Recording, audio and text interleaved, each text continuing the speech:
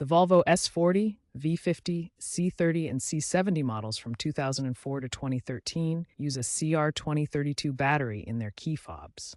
To replace it, first locate the release button on the side of the fob, often near the key blade.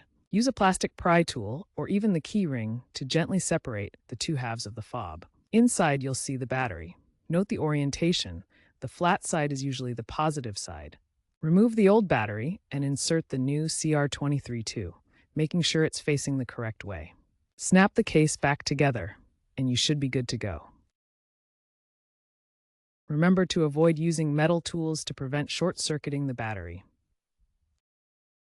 After replacing the battery, test the fob's functions like locking and unlocking from about 30 to 50 feet away. If it doesn't work, try resyncing it with your car.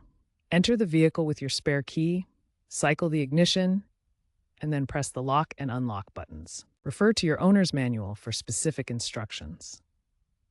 If your fob is over 10 years old, it might be worth considering a full replacement, as internal components can wear out.